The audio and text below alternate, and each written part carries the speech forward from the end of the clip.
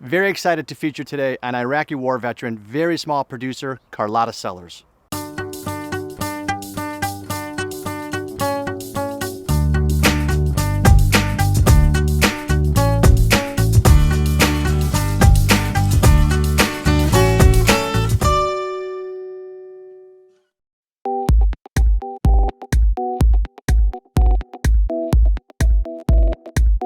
Well, thanks for agreeing to do this. Yeah. Love having you back. Absolutely.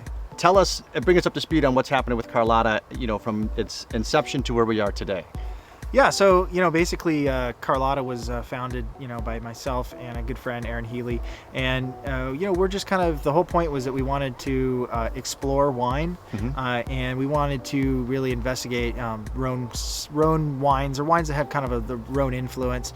And so we're looking at Grenache, Syrah, Mourvedre, Carignan, those type of things, even Viognier and some other maybe non-standard varieties for the general public. And we're here in Northern California, so everybody thinks about Cabernet and all that. So we really wanted to look at some of the older vineyards that were off in Mendocino, Lake County, and Santa Cruz Mountains, these tucked away regions.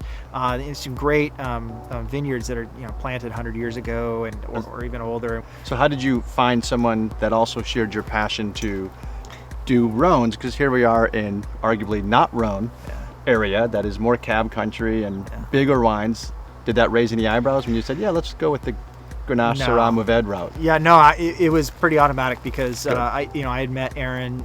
We actually were studying for our sommelier certification. Okay. So we went to a program that was like a 6-month program. Right. And then after that 6-month program, you do your intro and certified sommelier exams and all that. So we were study partners. And you started out in the industry way back when you were 21. Yeah. And you got exposed really not to California wines, but to some great European wines. Yeah. So, usually it happens, especially for a kid in Northern California. You start drinking Napa Chardonnay and Cab and at least New World wines, maybe Zinfandels from Amador or something like that.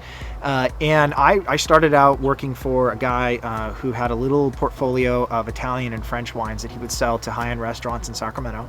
And so my first wines that I cut my teeth on were Bordeaux, Burgundy, the Rhone, champagnes, wines from Northern Italy, and that kind of stuff. Not bad for a 21-year-old. Well, now, the Rhone flavor profile, completely different. What would you tell the average consumer that this is fantastic, and why is it fantastic, and why they should really get to know Rhone wines? Yeah, well, Rhone wines are, honestly, they're the most versatile wines that I've ever come across. How do you mean versatile? So I mean that they can pair with any occasion.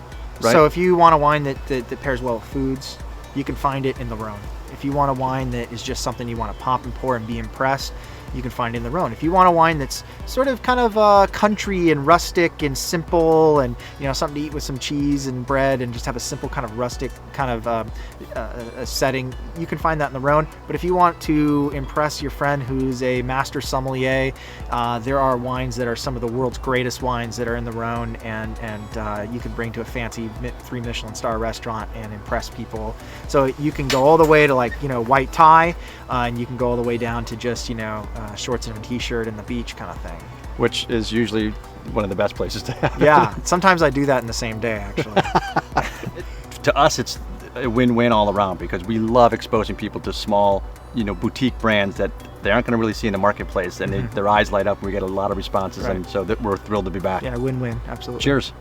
Very excited to feature Dave Grega's wine. Do yourselves a favor, get in touch with the Rhone varietals. This wine will not last. Thank you so much for all your support.